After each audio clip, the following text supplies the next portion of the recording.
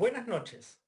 A nombre de la Superintendencia Nacional de los Registros Públicos, les doy la más cordial bienvenida a la primera fecha de nuestras conferencias web SUNAR del presente mes de septiembre. Videoconferencias a cargo de especialistas nacionales e internacionales, que la SUNAR realiza con el objetivo de buscar la actualización jurídica tanto de sus colaboradores internos como del público en general, interesados sobre materias importantes, actuales y sobre todo transversales a los distintos registros jurídicos. El tema que nos aborda es las nuevas coordenadas impuestas en el Código Civil en materia de capacidad o el problema de la falta de discernimiento en una reforma legislativa inconsulta y apresurada.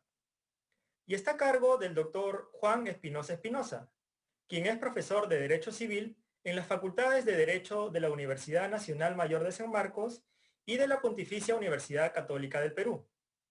También es miembro correspondiente de la Academia de Derecho y Ciencias Sociales de Córdoba. Cabe indicar que el material, textos, datos e imágenes son elaborados y proporcionados por cada conferencista y están protegidos por ley, los que son de su respectiva autoría. Queda prohibida la reproducción parcial o total sin la correspondiente autorización. Doctor Espinosa, bienvenido. Lo escuchamos. Primero, para agradecer por esta gentil invitación. Esta exposición que voy a hacer está colgada tanto en mi blog y el artículo correspondiente, al cual pueden hacer uso y acceso. Respecto a este tema tengo sentimientos encontrados y les digo por qué. Desde inicios de los 90 vengo trabajando sobre el tema de la capacidad y siempre fui un convencido que el Código Civil tenía que ser modificado justamente en atención a los sujetos débiles. Cambiar este esquema de la guarda total, que se nombra un representante y cancela de la vida civil a los mal denominados incapaces, por el de asistencia. Y digo que tengo un sentimiento encontrado porque la reforma, tal como se ha hecho, sin consultar a especialistas en derecho civil, ha sido un desastre. Y voy a decirles por qué. Primero, comencemos con los conceptos básicos para tenerlos presentes. De este gran género que es la capacidad jurídica se desprenden dos subtipos, que son la capacidad de goce y la capacidad de ejercicio. La capacidad de goce es una aptitud para ser titular de situaciones jurídicas y la capacidad de ejercicio es para ponerlas en actuación. Desde que se es sujeto de derecho se detenta capacidad de goce, ¿no? Y no cabe concebir limitaciones de ninguna manera a la capacidad de goce, porque sería como decir que un sujeto de derecho tiene menos valía que otro. Dentro de la capacidad de ejercicio se distingue la capacidad negocial, que es la actitud para realizar actos jurídicos válidos, la de imputación, que es la capacidad para hacerse responsable civilmente por los daños que se ocasionan, también la capacidad procesal, ¿no? Que es la aptitud para realizar actos procesales válidos. Tanto con la capacidad de goce como la capacidad de ejercicio constituyen el momento estático y dinámico de la categoría jurídica del sujeto de derecho, ¿no? Entonces, resumiendo esta primera parte, lo que ya se sostenía desde los 90 es que la subjetividad jurídica entraña la denominada capacidad de goce. La capacidad de ejercicio sería la capacidad propiamente dicha, ¿no? Por la cual se ejercen derechos y deberes del sujeto. El sujeto de derecho no necesariamente detenta capacidad absoluta para ejercer sus derechos y deberes. Y el sujeto, por definición, siempre tiene capacidad. No cabría hablar de personas incapaces, incapacidad absoluta o relativa. Y conste que en la reforma todavía se mantiene esa terminología. Y lo que se presenta en nuestro ordenamiento jurídico son sujetos de derecho con capacidad plena o sujetos de derecho con capacidad relativa o restringida. Entonces, el 3 de septiembre del 18, ¿no? Estamos hablando ya de hace 2 años, se publica o surge esta ley, este decreto legislativo, el 384, que reconoce y regula la capacidad jurídica de las personas con discapacidad en igualdad de condiciones. Esto en atención, lo digo desde ya, a un mal entendimiento del artículo 12 de la Convención de las Personas, de los Derechos de las Personas con Discapacidad de las Naciones Unidas. El artículo 3, porque acá se hace una reforma transversal, no solamente en materia de personas, en acto jurídico, en familia, en responsabilidad civil, entre otros libros del Código Civil, ¿no? Y lo curioso es que no se llamó a ningún experto de derecho civil y sobre todo en esos momentos había un grupo de trabajo que estaba elaborando un proyecto de modificación del Código Civil y sencillamente este decreto legislativo sorprendió a todos, porque hubo órdenes expresas, ¿no?, por parte del Ministerio de Justicia a la Jefatura Legal de no dar a conocer este proyecto. O sea, se hizo a ocultas, ¿no? Y esto es una cosa del todo inaceptable. Y lo digo porque a veces se crea la confusión de que el grupo de trabajo que se encargó de la reforma del Código Civil es responsable de esto y no es así. El artículo 3, ¿no?, que ahora se refiere a la capacidad jurídica, incorpora la categoría de las personas con discapacidad, ¿no? Y se dice que tienen capacidad de ejercicio en igualdad de condiciones en todos los aspectos de la vida. Esta categoría de personas con discapacidad ya existía en la Ley General de la Persona con Discapacidad, la 29973 del año 2012, ¿no? Y la define, ¿no?, con una cláusula general. La persona con discapacidad es aquella que tiene una o más deficiencias físicas, sensoriales, mentales o intelectuales de carácter permanente, que al interactuar con diversas barreras actitudinales y del entorno, no ejerza o pueda verse impedida en el ejercicio de sus derechos y su inclusión plena y efectiva en la sociedad en igualdad de condiciones que las demás. Soy un convencido que la persona con discapacidad debe tener igualdad de condiciones con los demás actores sociales. Lo que critico fuertemente es la forma en la cual se ha pretendido interpretar esta convención y cómo se ha canalizado atrozmente dentro de nuestro Código Civil. La última parte del nuevo artículo 3 de nuestro Código Civil es copia de la primera parte del artículo 9.1 de esta ley, la Ley General de la Persona con Discapacidad, ¿no? También tiene un reglamento que es del año 2014, pero atención, por favor, cuando se habla de persona con discapacidad, simplemente estamos hablando de una calificación administrativa, ¿no? El estatus de persona con discapacidad no requiere de un procedimiento judicial. Es un nomen empleado ahora por el Código Civil, que ya estaba en la Ley General de Persona con Discapacidad, y se obtiene cuando una persona está dentro de los alcances de este artículo 2 que acabamos de leer y se inscribe en un registro administrativo que es el registro del CONADIS, ¿sí? Y el Código Civil ahora se refiere a las personas con capacidad de ejercicio restringida. Entonces, tengamos claro que un estatus distinto, que es administrativo, es el de la persona con discapacidad, y el otro, que es la persona con capacidad de ejercicio restringida. Y justamente el nuevo artículo 42 hace alusión a las personas con capacidad de ejercicio plena, ¿no? Entonces dice, toda persona mayor de 18 años tiene plena capacidad de ejercicio. Esto incluye a todas las personas con discapacidad en igualdad de condiciones con las demás y en todos los aspectos de la vida, independientemente de si usan o requieren de ajustes razonables o apoyos para la manifestación de su voluntad, ¿no? Excepcionalmente, tienen plena capacidad de ejercicio los mayores de 14 años y menores de 18 años que contraigan matrimonio o quienes ejerciten la paternidad. El artículo 42, incluso en su versión original, contenía un principio que iba más allá de lo evidente, es el de la presunción de capacidad de ejercicio. Vale decir, si una persona tiene 18 años, parto de la presunción de que ésta tiene plena capacidad de ejercicio, salvo, ¿no?, que haya sido declarada judicialmente hoy en día con restricción de capacidad. El artículo 43, ¿no?, que aún después de la reforma sigue refiriéndose a los absolutamente incapaces, ha derogado a aquellos que por cualquier causa se encuentren privados de discernimiento y mantiene, repito, como absolutamente incapaces a los menores de 16 años, salvo para aquellos actos determinados por ley. Ya vamos a ver que esta derogación a casi todas las menciones de discernimiento de nuestro Código Civil ha sido una obsesión en esta reforma. Obsesión que tiene el mismo calibre y la misma pretensión de pretender derogar con una ley, la ley de la gravedad. Personas sin discernimiento existen y la pregunta es cómo regulamos la situación jurídica de esas personas.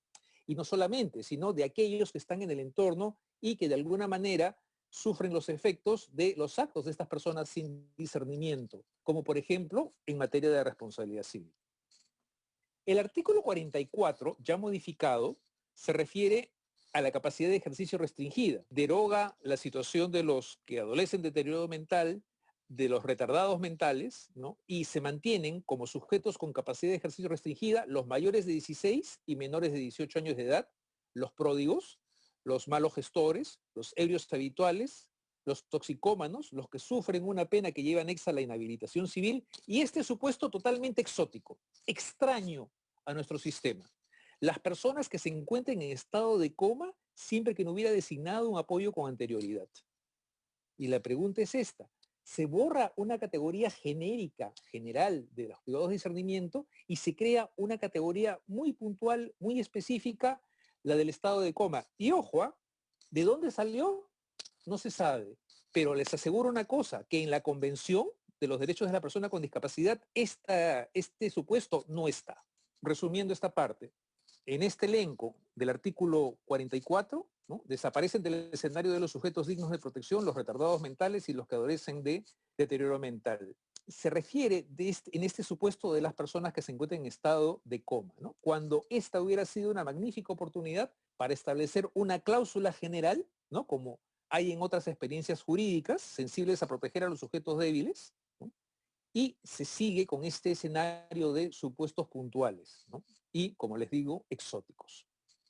El artículo 45 establece ahora, el nuevo 45, que toda persona con discapacidad que requiera ajustes razonables o apoyo para el ejercicio de su capacidad jurídica puede solicitarlos o designarlos de acuerdo a su libre elección.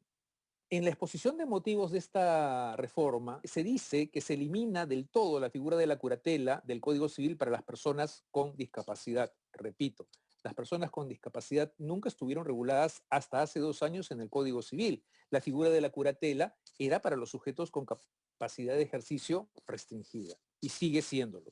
Hasta el momento, ¿qué cosa podemos colegir? Que la regla es que para las personas con discapacidad rige el sistema de apoyos voluntarios.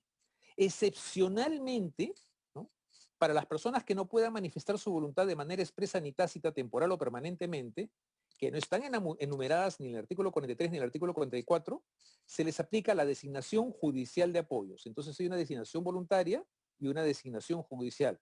La voluntaria para aquellos que puedan manifestar su voluntad y evidentemente la judicial es para aquellos que no puedan manifestar. Se incorpora el artículo 45A, ¿no?, que es un ajuste del 45 del Código Civil original, ¿no?, que dice que las personas con capacidad de ejercicio restringida contempladas en los numerales 1 a 8, excluyen al del estado de coma, contarán con un representante legal que ejercerá los derechos según las normas referidas a la patria potestad, tutela o curatela. Entonces, ¿qué situaciones pueden darse? Podemos encontrarnos con una situación de una persona con discapacidad, ojo, dentro de los alcances delimitados por la ley, inscrita en el Registro Nacional de la Persona con Discapacidad del CONADIS, que no necesariamente se encuentra declarada judicial o notarialmente con capacidad de ejercicio restringida. También podemos encontrarnos con una persona que fácticamente se encuentra dentro de una situación con discapacidad, pero no está inscrita en el Registro Nacional de Personas con Discapacidad del CONADIS, pero que puede encontrarse declarada judicial o notarialmente con capacidad de ejercicio restringida. Pero también podemos tener el supuesto de una persona con discapacidad dentro de los alcances de la ley, pero que no está ni inscrita en el Registro Nacional de la Persona con Discapacidad del CONADIS, pero que tampoco ha sido declarada judicialmente con capacidad de ejercicio restringida. El artículo 45b se refiere a la designación de apoyos y salvaguardas, ¿no? Y el inciso 2 hace hincapié de nuevo en las personas con discapacidad que no pueden, insisto, no pueden manifestar su voluntad, ¿no? Y el inciso 3 también se refiere de nuevo a las personas en estado de coma. Reitero que un estatus es el estatus administrativo de la persona con discapacidad y diverso de la declaración judicial de restricción de capacidad. Para la persona con discapacidad, apoyos, ¿no? Patria potestad, tutela o curatela para aquellos que tienen capacidad de ejercicio restringida. La manifestación de voluntad es un elemento importante si tenemos en cuenta el binomio libertad-responsabilidad. Yo soy libre y soberano para realizar una serie de comportamientos y acciones, pero también tengo que ser responsable por las consecuencias de ello. Y el requisito, al menos previo en nuestro sistema civil, que aún se conserva en materia de familia, es el del discernimiento, el grado de madurez intelectual que le permite a la persona distinguir lo bueno de lo malo y las consecuencias de dichos actos. Si vamos a familia, al artículo 659E, ¿no?, se refiere a la excepción a la designación de apoyos por el juez. Y ahí, de nuevo, se hace referencia a las personas que no puedan manifestar su voluntad, ¿no? Personas con discapacidad que no puedan manifestar su voluntad y también para los que se encuentran en estado de coma. No entiendo por qué se mantiene de manera separada al que se encuentra en estado de coma con aquellos que no puedan manifestar su propia voluntad. Pero en el segundo párrafo, justamente trata de darle coherencia a una situación, que es esta. Si la lógica de los apoyos para las personas con discapacidad es la voluntad del sujeto con discapacidad y que en todo caso el apoyo complementa, asesora, refuerza esa manifestación de voluntad, ¿cómo opera este apoyo en el caso de una persona que no puede manifestar su voluntad? ¿Qué cosa dice el artículo 659E? El juez determina la persona o personas de apoyo tomando en cuenta la relación de convivencia, confianza, amistad, cuidado, parentesco que existe entre ella o ellas y la persona que requiere apoyo. Asimismo, fija el plazo, alcances y responsabilidades del apoyo. En todos los casos, el juez debe realizar las diligencias pertinentes para obtener la mejor interpretación posible de la voluntad y las preferencias de la persona y atender a su trayectoria de vida. No pueden ser designados como apoyos las personas condenadas por violencia familiar o personas condenadas por violencia sexual. Mejor interpretación posible de la voluntad y las preferencias de las personas y atender su trayectoria de vida. ¿Y qué pasa con la persona que siempre estuvo con falta de discernimiento? Acá simple y llanamente inventan una voluntad. En esta obsesión de este binomio, persona con discapacidad, voluntad, complementación de la voluntad, para la persona con discapacidad que no puede manifestar su voluntad, se le inventa. Y lo mismo para los que se encuentran en estado de coma, ¿no? Y aquel sujeto del estado de coma es un estatus especialísimo, porque es un sujeto con capacidad de ejercicio restringida, no sometido a curatela, pero que cuenta con un sistema de apoyos. Si bien el artículo 46 no ha sido derogado expresamente, cuando hemos leído el artículo 42, hemos visto de que se hace referencia a que la capacidad se adquiere, en el caso de los menores de edad se entiende de 14 años, cuando se casan o respecto de quienes ejercitan la paternidad, ¿no? Entonces, realmente el artículo 46 en su actualidad solo me sirve para referirse al supuesto de las personas mayores de 16 años que han obtenido un título oficial que los autorice para ejercer una profesión u oficio. Recordarán que en su momento también el Código Civil fue modificado cuando se incorporó la situación de los mayores de 14 años que eran padres y se tenía un elenco de actos jurídicos que podía realizar. Y acá había una discusión en materia de interpretación si este era un número clausus o un número apertus, ¿no? Ya toda esta discusión queda zanjada porque el artículo 42 habla de que las personas que detentan o ejercitan la paternidad son capaces, ¿no? En todo el sentido de la palabra. Bien, en materia de curatela, rápidamente, los artículos 564, 566 y 583, en buena cuenta, han tenido modificaciones mínimas y solamente de coincidencia con los nuevos artículos o los artículos modificados del Código Civil, pero repito, aún después de la reforma se sigue hablando de interdicción. Evidentemente, esa interdicción hace referencia a los sujetos con capacidad de ejercicio restringida, a los cuales sí se les somete al régimen de la curatela. No obstante, ¿no? Dentro de este grupo de personas que son defensoras de esta reforma, la interdicción, ¿no? Es un sistema de sustitución de voluntad que contradice lo previsto por la Convención. Y parece que acá se olvidaron de ello. Una derogación que sí me llamó, una de las tantas derogaciones que me llamó la atención fue en materia de familia la del artículo 581 del Código Civil.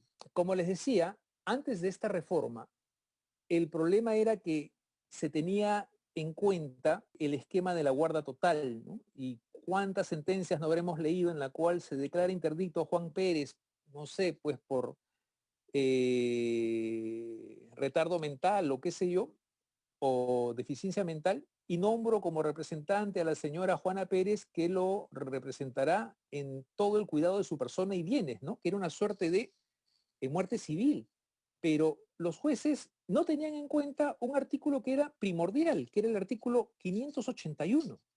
El juez, al declarar la interdicción del incapaz, fija la extensión y límites de la curatela según el grado de incapacidad de aquel. En caso de duda sobre los límites de la curatela o si a juicio del curador fuere necesario extenderla, el juez resolverá observando los trámites prescritos para declarar la interdicción. O sea, ya con el Código del 84 sí habían instrumentos que permitían que el juez, ¿no?, determinase la extensión y los límites de la curatela en atención al grado de incapacidad del sujeto. Lamentablemente esto nunca fue aplicado. En otras experiencias, como en Estados Unidos, incluso existen formularios en los cuales el juez pone un check a aquellos actos en los cuales debe intervenir el representante. Y obviamente en los que no está el check puede realizarlo el sujeto sometido a este régimen por su propia cuenta. Pero con la reforma, este artículo ha sido derogado. El artículo 582 tenía una regla general que también ha sido derogada. Los actos anteriores a la interdicción pueden ser anulados si la causa de este existía notoriamente en la época en que se realizaron. ¿Por qué? Porque acá lo que se quería sancionar era el tercero de mala fe que, aprovechándose de esta situación, que si bien no había una declaración judicial de interdicción, se veía notoriamente la situación de esta persona, no obstante, no era declarado interdicto. Una vez declarado interdicto, podía después impugnarse judicialmente ese acto y ser anulado. Este principio ha sido derogado. Sin embargo, se mantiene el 593. El 593 establece que los actos del pródigo y del mal gestor anteriores al pedido de interdicción no pueden ser anulados por esta causa. Los del eroglitol y el toxicómano pueden serlo si la causa de incapacidad hubiese sido notoria.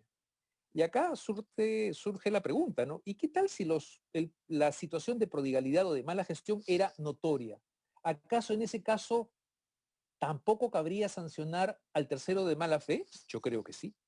Y servía mucho esa regla general que estaba en el artículo 582, regla que ya ha sido derogada. Y donde sí el tema resulta siendo inaudito es en materia de responsabilidad civil. Y a manera de requiem les leo dos artículos que han sido derogados por el decreto legislativo 1384, el 1975 y el 1976. El 1975 establece que la persona sujeta a incapacidad de ejercicio queda obligada por el daño que ocasione siempre que haya actuado con discernimiento. El representante legal de la persona incapacitada es solidariamente responsable. El 1976 establecía que no hay responsabilidad por el daño causado por persona incapaz que haya actuado sin discernimiento, en cuyo caso responde su representante legal.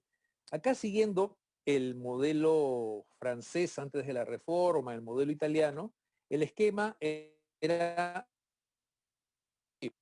aunque haya sido declarado, llamémoslo incapaz o con capacidad de ejercicio restringida, si se ocasionaba daños, había que determinar si el sujeto tenía discernimiento. Si actuó con discernimiento, no obstante, ha sido sometido a este régimen especial, es responsable. Pero ojo, responsable solidario con el representante legal. Y en el segundo caso, vale decir que esta persona, para la terminología del código, incapaz o sujeto con capacidad de ejercicio restringida, como se hace ahora, si ha actuado sin discernimiento, solo responde su representante legal. Esto ha sido derogado. Y lo curioso es de que no ha sido derogado el artículo 1977. Y el artículo 1977 comienza así: si la víctima no ha podido obtener reparación en el supuesto anterior. Y la pregunta es, ahora, ¿a qué se hace referencia el 1977? El juez puede, en vista de la situación económica de las partes, considerar una indemnización equitativa a cargo del autor directo. Y esto tiene un sentido porque el 1976 y el 1977 han sido tomados del Código Civil italiano y estos dos artículos realmente formaban parte de un solo artículo del Código Civil italiano, ¿no? Entonces, repito, nos encontramos con esta absurda obsesión de eliminar, ¿no? La palabra discernimiento en el Código Civil. Y esto no solamente lo vemos en responsabilidad civil, también lo vemos en contratos. Recordarán que el 1358 en su versión original hablaba de los incapaces no privados de discernimiento, que pueden celebrar contratos relacionados con las necesidades ordinarias de su vida diaria. Y ojo que los incapaces no privados de discernimiento no solamente eran el pródigo, el mal gestor, el ebrio habitual, el toxicómano, el que tenía una pena anexa a la interdicción civil, sino también los menores de edad, ¿no? Los menores de 16. Ahora fíjense cómo ha sido hecha esa reforma, ¿no? Se dice ahora, las personas con capacidad de ejercicio restringida, contempladas en el artículo 44, numerales 4 al 8, o sea, pródigo, mal gestor, ebrio habitual, toxicómano y aquel que tiene la pena de interdicción, ¿no? De inhabilitación a nivel penal, pueden celebrar contratos relacionados con las necesidades ordinarias de la vida diaria. ¿Y qué pasa con los menores de edad? Se ha generado un vacío, se han quedado sin regulación. Y esto es absurdo porque el universo de la microcontratación, ¿no? Chicos de 15 años o de 14 que van a comprar, realizan una serie de actos jurídicos, ¿no? ¿Acaso alguien cuestiona la validez de esos actos? Ahora no está regulado. Y ojo, no solamente me estoy refiriendo al caramelito, a la botella de gaseosa de agua mineral, ¿no? En este mundo que ya está computarizado, ¿no? ¿Hasta qué punto cuestionar el acto de un menor de edad de 14, 15 años que va a un centro comercial a comprar una tablet o una computadora? ¿No? ¿Acaso esto no forma parte del proceso educativo? ¿No lo estamos viendo hoy en día? Situación que ha quedado en el vacío. ¿Qué nos puede auxiliar? Cierto es que ya no se hace referencia a los menores de 16 años, ¿no? Que estaban comprendidos en el término incapaces en la versión anterior del 1358. Pero, por descuido, la reforma no ha tocado ni el artículo 455 ni el artículo 457 en materia de familia. Y ahí dice, o establece primero el 455, el derecho del menor con discernimiento para aceptar donaciones, herencias y legados puras y simples, ¿no? Y para ejercer derechos estrictamente personales. Y el artículo 457, el derecho del menor con discernimiento de nuevo a trabajar con autorización de sus padres, ¿no? Y para realizar todos los actos que requiera el ejercicio regular de esa actividad. Entonces, vuelvo con la pregunta, ¿qué pasa con los contratos relacionados con las necesidades ordinarias de la vida diaria de los 16 años? Habría que hacer una interpretación finalista y sistemática del 1358 con el 455 y el 457 y llegar a la conclusión de que también ellos estarían facultados para realizarlos, ¿no? Pero con un añadido, ¿no? Tener presente siempre el elemento discernimiento, ¿no? Porque todavía está en los artículos que he mencionado, 455 y 457. Pero volvemos con responsabilidad civil. Entonces, derogan el 1975, derogan el 1976 y crean un 1976. Un 1976A si no hay 1976. ¿Y qué cosa dice? Que es la responsabilidad de la persona con apoyo. Una persona que cuenta con apoyos es responsable por sus decisiones, incluso aquellas realizadas con dicho apoyo, teniendo derecho a repetir contra él. Una persona cuenta con apoyos, es responsable por sus decisiones, pero aquí, ¿con qué apoyos o a qué personas se están refiriendo? ¿A qué persona con discapacidad? ¿Los que pueden manifestar su voluntad o los que no pueden manifestar su voluntad? Si me dicen de qué es responsable de sus decisiones, debe ser entendido como aquellos que pueden manifestar su voluntad. Quedarían fuera los que no pueden manifestar su voluntad. Pero acá la cosa es inaudita en el segundo párrafo, porque dicen, las personas comprendidas en el artículo 44, numeral 4, no son responsables por las decisiones tomadas con apoyos. Los del artículo 44, numeral 9, son los que están en estado de coma. O sea, fíjense la barbaridad. Los que están en estado de coma no son responsables por las decisiones tomadas con apoyos. Dígame si tiene coherencia esto. Entonces, ya repetimos de que en el esquema derogado el elemento de discernimiento era determinante, ¿no? Si tenía discernimiento, el denominado incapaz respondía solidariamente con el representante legal. Denominado incapaz, ahora sujeto con capacidad de ejercicio restringida. Si no tenía discernimiento, el sujeto con capacidad de ejercicio restringida, solo respondía el representante legal. Repito que este 1976A no dice nada respecto a los sujetos con capacidad de ejercicio restringida. Entonces, ¿qué pasa con los daños que podría realizar el ebrio habitual, el toxicómano, el mal gestor, el pródigo, ¿no? Y aquel que tiene anexa la pena de inhabilitación? ¿No? No dice absolutamente nada. Primera interpretación, se les tendría que aplicar el 1969, la regla básica, ¿no? El que ocasiona un daño está obligado a indemnizarlo. Otros podrían invocar el 1974, ¿no? Este que dice que si una persona se halla sin culpa en estado de pérdida de conciencia, no es responsable por el daño que causa. Pero esta es por una situación transitoria. Y acá es importante porque debemos tener en cuenta que en materia de responsabilidad civil son dos sujetos, dos actores sociales que tienen que ser protegidos. La persona, el sujeto débil que tiene capacidad de ejercicio restringida, pero también la persona que sufre el daño. Pero resulta curioso porque tampoco derogaron en materia de familia el 458. Y el 458 dice que el menor capaz de discernimiento responde por los daños y perjuicios que causa. En el esquema anterior, el 458 era interpretado sistemáticamente con el 1975. ¿No? Entonces, el ejemplo típico, los niños que están jugando en la calle y con la pelota y rompen una luna, ¿no? La luna del vecino, quedaba claro que el padre pagaba. ¿No? Y es que se tenía que entender el 458 con el 1975. Ahora, al parecer, si el niño tiene discernimiento, él es el que responde y no el padre. Sin embargo, acá vienen en auxilio de nuevo artículos de familia y nos vamos con el 418. Y el 418, en materia de patria potestad, se establece que los padres tienen el deber de cuidado de los hijos. ¿No? Y entonces, al incumplir ese deber, se generaría la responsabilidad. Y entonces a los padres le podríamos jalar la responsabilidad 1969 y solidarizarlo con el artículo 1983. Entonces, ¿qué pasa con estas nuevas coordenadas legislativas en materia de responsabilidad civil? Los menores de discernimiento, como dice 458, son responsables por los daños que ocasionan. Los sujetos con capacidad de ejercicio restringida, ¿no? Los del artículo 44, ebrios habituales, toxicómanos, pródigos, malos gestores y los que sufren pena anexa a la interdicción, son responsables en aplicación del 1969.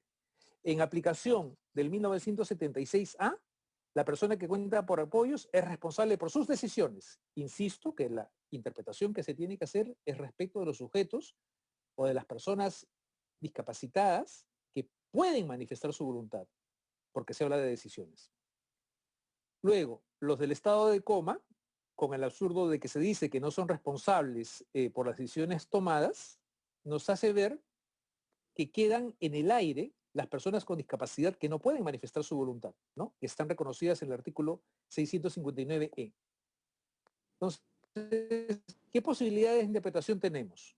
Una, extender los alcances del 1976A y equipararlas de alguna manera con quien se encuentra en estado de coma. ¿No? O en general, porque si la regla del 1976A es que los que están con discapacidad son responsables por sus decisiones, si no toman las decisiones no serían responsables por los daños que ocasionen. Otra opción sería incluirlas en el 1974, pero ya hemos dicho que este supuesto se refiere a una situación transitoria. Otra sería comprender dentro del artículo 458 del Código Civil también a las personas con discapacidad, de tal manera que si estos no pueden manifestar su voluntad, no deberían ser responsables por los daños que ocasionan. ¿No? Igualdad de razón, igualdad de derecho. Y más o menos también esta interpretación la podemos obtener del reglamento del Decreto Supremo 016-2009, ¿no? Que dentro de las definiciones distingue justamente a la persona con discapacidad que puede manifestar su voluntad, la que establece comunicación e interacción con el entorno, y la que no puede manifestar su voluntad, que no logra establecer comunicación e interacción con su entorno. Entonces, de tal manera, la interpretación que se podría hacer es que aquella persona con discapacidad que no logra establecer comunicación con su entorno no debería ser responsable por los daños que ocasione. Sí, aquella que lo es. En pocas palabras, ¿no? Interpretando esto bajo la terminología del 1976A, si no respondió, no decidió, no responde. Para culminar, ¿no? Repito, el grupo de trabajo fue encargado de revisar y proponer las mejoras del Código Civil, justamente por una resolución del Ministerio de Justicia, ya había propuesto un esquema, ¿no? En el cual se agrupaban evidentemente a las personas con capacidad de ejercicio restringido, se creaba un régimen de asistencia, ¿sí? Y se mantenía la coherencia con el Código Civil. Un ejemplo bastante cercano que tenemos, porque también Argentina ha suscrito esta Convención de los Derechos de la Persona con Discapacidad, respeta la lógica en materia de responsabilidad civil. Porque, repito, en responsabilidad civil no solamente debemos de pensar en el sujeto débil, sino también en la persona que sufre las consecuencias dañosas de ese sujeto débil. Lamentablemente, por el hecho de no ser consultada esta reforma, ha generado todas estas contradicciones, ¿no? Y no me detengo en otros detalles como que ellos mismos derogan artículos que se habían propuesto o que habían incorporado y otros detalles, pero la tarea de nosotros, ¿no? Me queda claro, siempre teniendo en cuenta el respeto, tutela y cuidado que merecen las personas con discapacidad, es también hacer un equilibrio de todos los actores sociales y no girar solamente en torno de las personas con discapacidad, sino también de otros sujetos que también los rodean. Eso sería todo, señores. Muchas gracias. Estoy llano a responder a las inquietudes que puedan tener. Agradecemos al doctor Espinosa por su exposición. Ahora vamos a dar pase al bloque de preguntas realizadas por nuestros asistentes. Para ello, cederé la palabra al doctor Yuri Celayarán. Buenas noches, doctor Espinosa. ¿Cómo es en el caso de los viajes de menores autorizados por notarios? Sobre todo en el caso de mayores de 14 años que no necesitan autorización notarial de sus padres y que en estos supuestos se pone el riesgo por el problema de la trata de menores. Mi intervención es respecto de la reforma del 384. A ver, en el caso de los menores, la regla es esta, ¿no? Que tienen que ir asistidos por ambos padres y si el menor, obviamente, si es un viaje dentro del país, puede ir tranquilamente con el padre de familia, con uno de los padres, obviamente con los documentos de identidad de ambos, pero si es un viaje al extranjero, se requiere la autorización en un formato que se hace por vía notarial. Entonces, en estos momentos no recuerdo cuál es el límite de edad, ¿no? Pero entendería que es el de 18 años, ¿no? La próxima semana va a completar estas sesiones el notario Juan Carlos Peralta, y que justamente va a ver toda esta problemática que ha generado la confusión que se puede establecer entre los apoyos y la representación, y quizá él les pueda dar una respuesta más puntual. ¿Cómo funciona la responsabilidad civil en el caso de la capacidad de goce y de ejercicio? Sí, un poco es lo que he tratado de explicar, ¿no? En la actualidad, una lectura superficial haría entender de que las personas con discapacidad son responsables por las decisiones que toman, pero se requiere una interpretación sistemática. Entonces, si la misma Ley General de Personas con Discapacidad y el reglamento que les he mencionado, distingue las personas con discapacidad que pueden manifestar su voluntad y que no pueden manifestar su voluntad, realmente hay un vacío en el supuesto de una persona con discapacidad que no puede manifestar su voluntad, entiéndase como los sujetos faltos de discernimiento que se denominaban así en el viejo Código Civil, ocasionen daños. La interpretación que habría que obtener en ese caso es que si ocasionan daños y no pueden manifestar su voluntad, ellos no serían responsables, ¿no? Ahora me dirán, sí, pero esto haría que el apoyo sea responsable. No hay una norma específica al respecto, ¿no? Hemos leído, sin embargo, el 1976A, si me permiten leerlo de nuevo, la persona que cuenta con apoyo es responsable por sus decisiones, incluso aquellas realizadas con su apoyo, teniendo derecho a repetir contra él. Las personas comprendidas en el artículo 44 no son responsables por las decisiones tomadas con su apoyo, designados judicialmente que hayan actuado con dolo o culpa. Podría hacerse, insisto, una interpretación extensiva de este artículo y poder también responsabilizar al apoyo por dolo o culpa si es que no ha cuidado debidamente a este sujeto que no puede manifestar su voluntad. Me queda clara que la lógica del apoyo es la de complementar una voluntad, pero en el caso de quien no puede manifestar su voluntad, no hay voluntad que complementar. Y esa es la lógica, ¿no?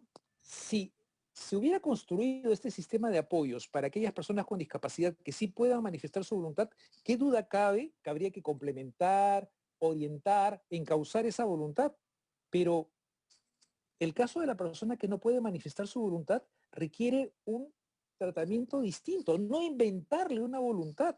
Se requiere una persona que se encargue de este sujeto débil para que justamente se le pueda tutelar de una manera más eficiente, ¿no? ¿Cuál es la situación actual de los curadores nombrados judicialmente? ¿Deben hacer una convalidación de acuerdo a las nuevas normas? Depende de qué curadores estamos hablando, porque si son los curadores de los pródigos, los serios habituales, los toxicómanos, los malos gestores y los que tienen anexa la pena de interdicción, el esquema es el mismo. Sería respecto de los curadores, aquellos que en su momento estaban privados de discernimiento con retardo mental o con deterioro mental. En ese caso hay normas que hacen que tiene que adecuarse este esquema y tendría que ser, ¿no?, bajo un régimen de apoyo, ¿no? Pero si estamos en este escenario, estaríamos con supuestos de personas con discapacidad que no pueden manifestar su voluntad. ¿El apoyo que se otorga con representación debe inscribirse únicamente en el registro personal o también en el registro de mandatos y poderes? ¿Cómo Mire, decía el derogado presidente del tribunal registral? Hay un precedente sobre ese tema, doctor. justamente con Juan Carlos Peralta hemos escrito un artículo en su momento apoyando la decisión en una resolución del Tribunal Registral. En esa decisión el Tribunal Registral entendía, desde mi modo de ver correctamente, que el régimen de apoyos debería ser inscrito en el registro de mandato. Ahora, lamentablemente me he enterado de que en un pleno vinculante, y si mis informantes son eficientes, me ha dicho con la diferencia de un solo voto, se ha ido por la posición opuesta, ¿no? Que ahora se tiene que inscribir en el registro personal. Me parece impecable el razonamiento si se trata de las personas con discapacidad que pueden manifestar su voluntad. A mí lo que me preocupa es el caso de las personas que no pueden manifestar, con discapacidad, que no pueden manifestar su voluntad, ¿no? Entonces, el esquema de apoyos ahí es un esquema forzado. La lógica del apoyo es quien causa, orienta la voluntad. Y cuando no hay manifestación de voluntad, no hay ninguna voluntad que encauzar o orientar, ¿no? Se habla retóricamente de que hay que reconstruir una voluntad, atenderla del proyecto de vida, pero repito, ¿qué pasa con esa persona que siempre careció de discernimiento, ¿no? Y es por eso de que para ese escenario creo que es importante irse bajo un régimen de representación.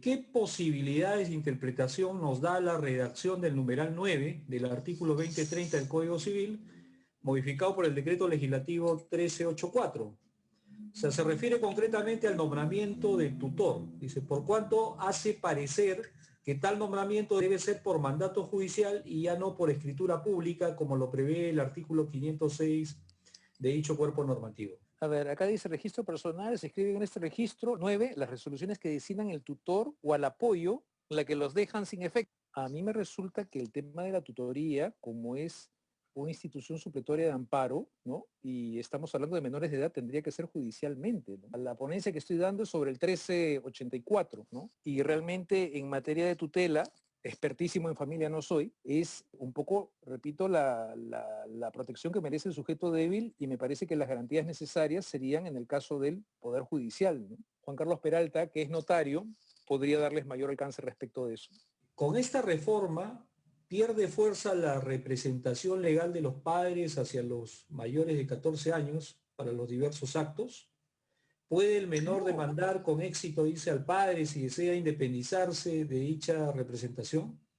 Desde los 90 que he investigado sobre este tema, la doctrina habla de los espacios de determinación de los menores, ¿no?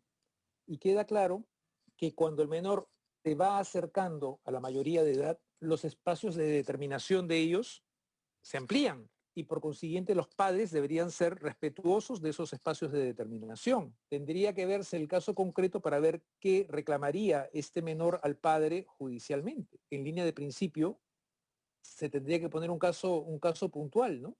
Pero el menor, obviamente, el menor cercano a la mayoría de edad, pero acá viene un problema, ¿no? El tema de legitimidad. Sabemos de que si hay un conflicto de intereses entre el menor y el padre, trato de recordar mis clases de familia, o se nombraba un curador especial, un tutor para este tipo de situaciones, ¿no?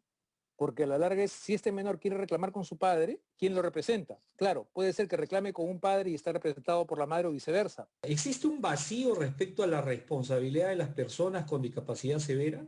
¿Se podría regular los grados de discapacidad? Creo que he tratado de explicar en estos 40 minutos que existen varios vacíos, ¿no? Y justamente la tarea de nosotros, como operadores jurídicos, es tratar de curar las heridas sistemáticas que se le han creado al Código Civil, ¿no? Visto que se ha mantenido el esquema de discernimiento, al menos en la responsabilidad civil de los menores, y que con la actual legislación se distingue entre sujetos, personas con discapacidad con o sin manifestación de voluntad, se podría reconstruir esto, más el deber de cuidado que tienen padres respecto de los menores, ¿no? deber de cuidado que también tienen los tutores. ¿Qué quiso dar a entender el legislador con el término ajustes razonables? Justamente un poco lo que estoy estableciendo, ¿no? En el caso de las personas con discapacidad, obviamente que lo pidan, necesitan ser encausados, orientados respecto a las decisiones que tomen.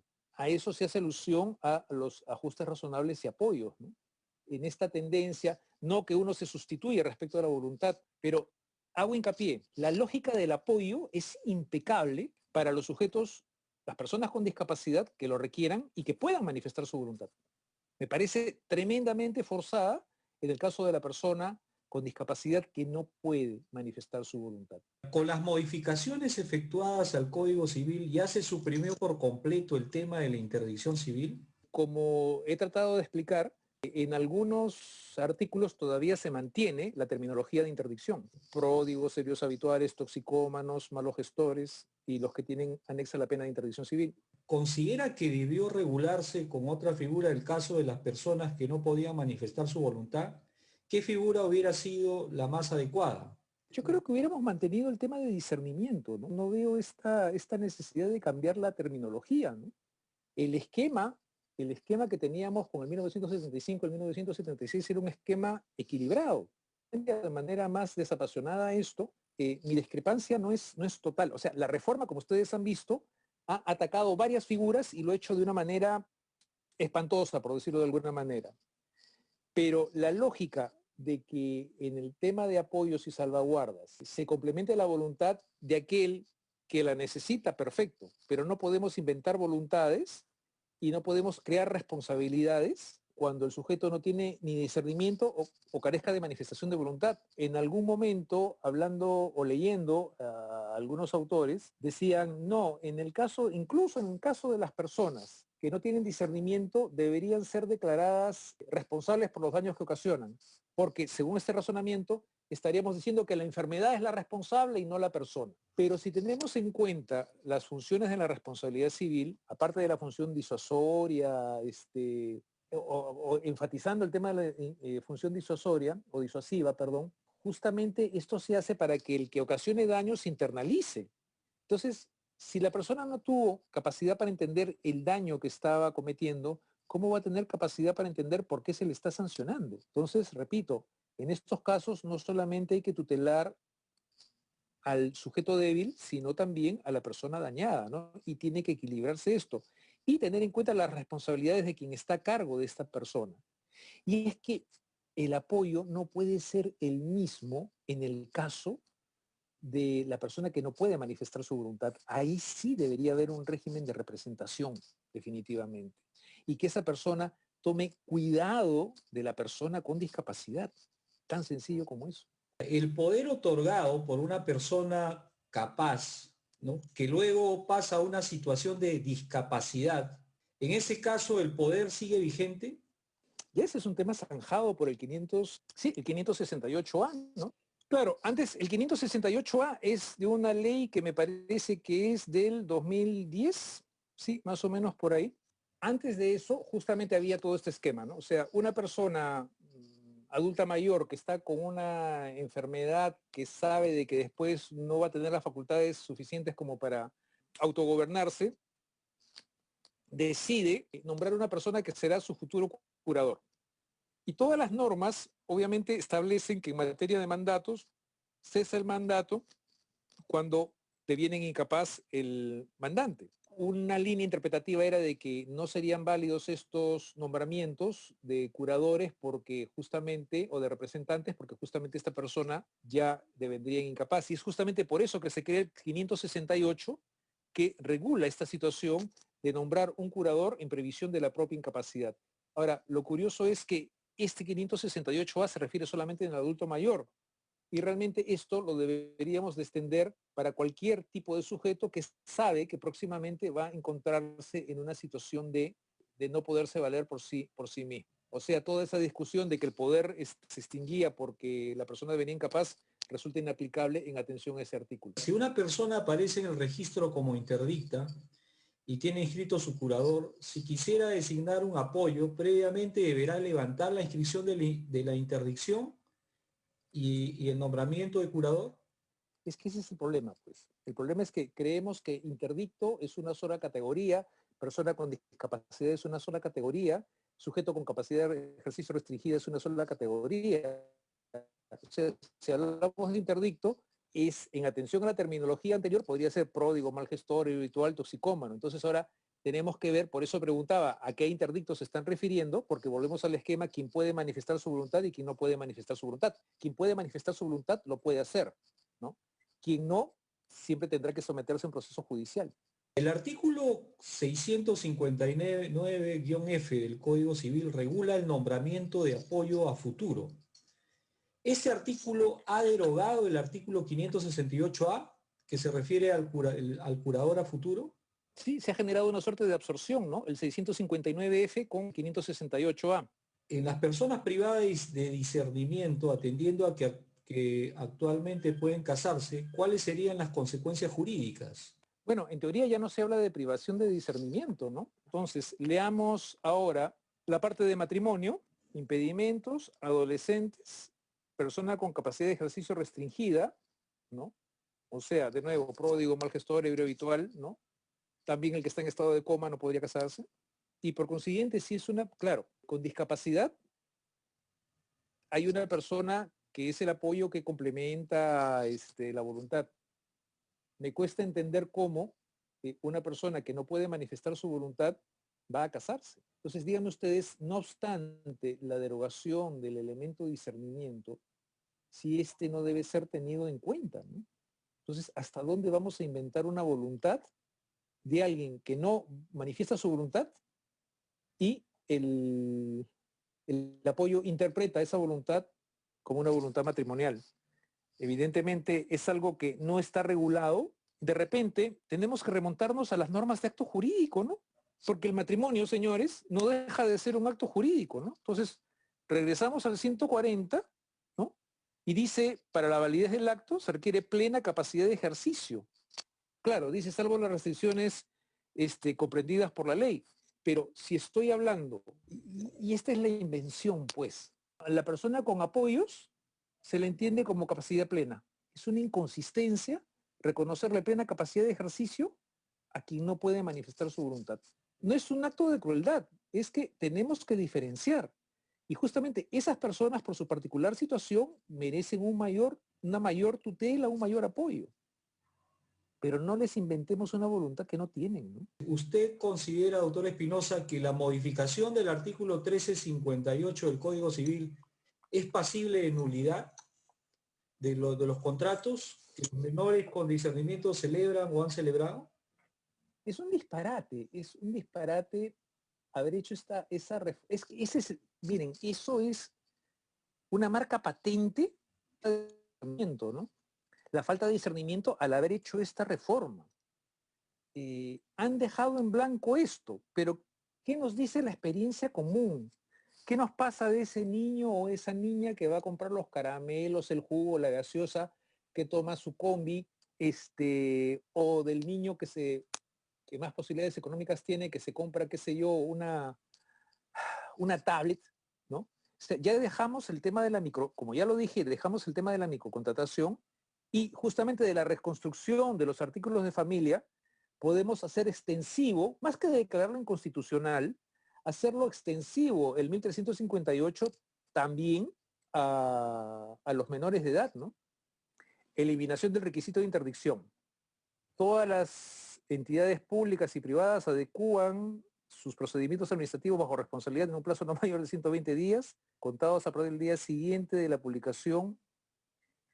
No logro entender el nexo que hay entre el título y el contenido, salvo de que haya, pero no, este es del mismo peruano. Todas las entidades públicas y privadas adecuan sus procedimientos administrativos bajo responsabilidad en un plazo, contados. No dicen adecuar a qué. Debo de entender adecuar los requisitos de interdicción, a la eliminación del requisito de interdicción. Realmente por ambiguo, no podría ser aplicable, ¿no? O sea, ¿qué cosa es lo que hay que adecuar? Hay que adecuar todo el decreto legislativo, hay que adecuar la eliminación del requisito de la interdicción, una perla más, ¿no? Doctor Espinosa, le agradecemos por la absolución de las preguntas que le hemos planteado. Agradecemos a los asistentes que han participado con sus preguntas y por supuesto a nuestro invitado por compartir con nosotros sus conocimientos y experiencia.